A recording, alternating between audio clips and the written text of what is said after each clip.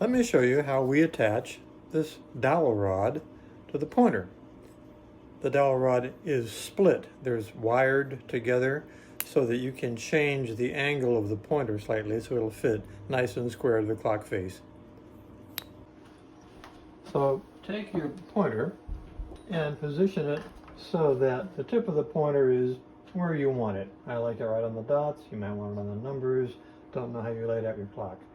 When you get it where you want it, then take a pencil and mark where the top edge of the clock is, like that.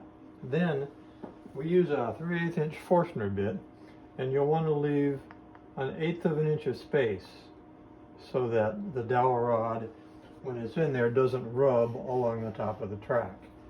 So drill your hole, 1/8 of an inch higher or 1/4 of an inch higher than the line you drew.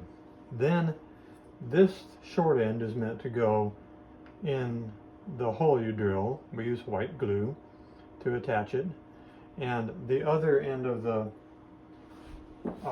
dowel rod goes into the mechanism, of course, like this, and you can clamp it down tightly with a clamp screw. You'll probably want to twist it a little bit to get it vertical, so don't clamp it at first. And then when you get it right, you can clamp it down a little tighter so it'll stay where you put it. You'll have to take this rubber GT2 track that we give you and glue it along the top of track support. We use this baseboard molding, works well.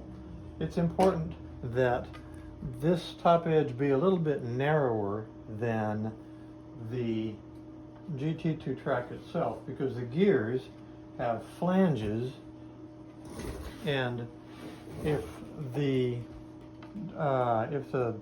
wood is wider than the track, then the gears will get stuck.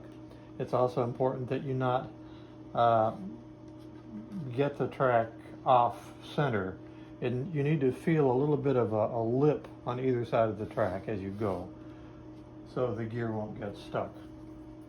So the way we do it is we, for convenience, tape down a little bit of the end of the track,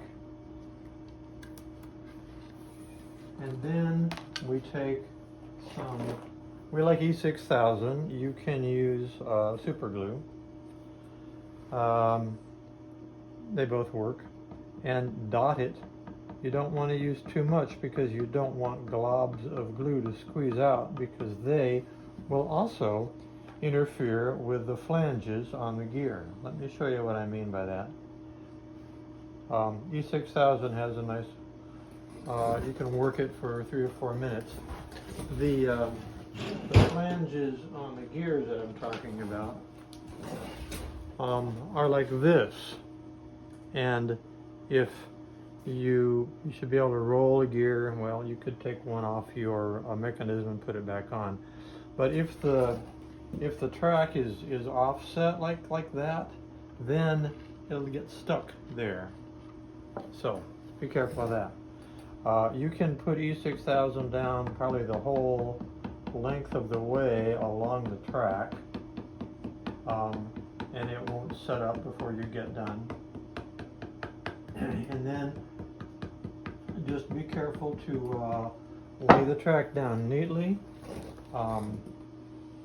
It'll take a minute or two for the glue to set up, so keep it pressed down, and make sure there are no lumps in it, and make sure that you can feel a little bit of a lip on either side, and you should be good after that.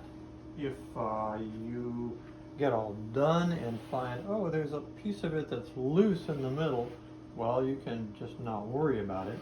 The mechanism has no incentive to rip it sideways. It just presses it down onto the track. Or you can take a business card, put some super glue on the corner of it, squeeze it in there, and re-glue it down like that.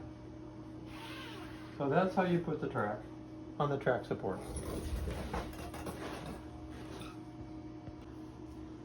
Once you have your clock done, you'll want to take the track support that you just made and attach it.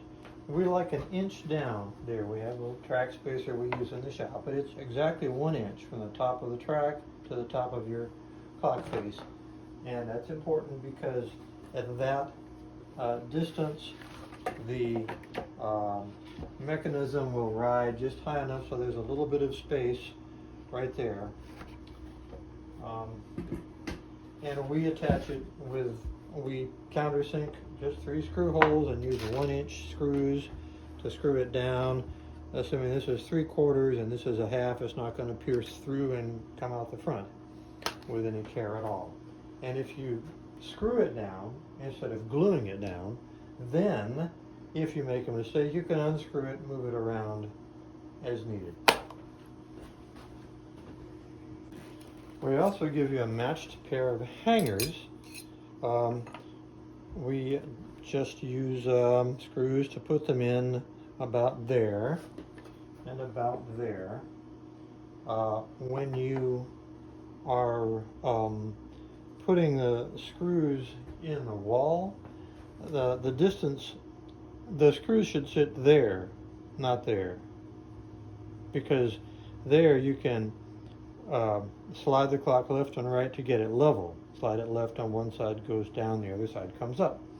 This is hook just to make sure you don't actually slide it all the way off the end. That's not where the screw goes. So that's a clock. It's supposed to be accurate. The mechanism is indeed accurate, but where will you put your letters on the clock to make sure they match the mechanism? Well, if you press and hold both of the time setting buttons for 5 seconds, and then have 15 seconds to place the mechanism back on the track neatly so it points nicely at 6 a.m. Then it will run the length of the clock, and you can make a mark at every stopping point. It'll stop for 1 second at every hour. And that way you know exactly where to place your letters. So I hope that helps building your kit. I probably forgot something. If I did, let me know. We'll make a better video next time. Enjoy.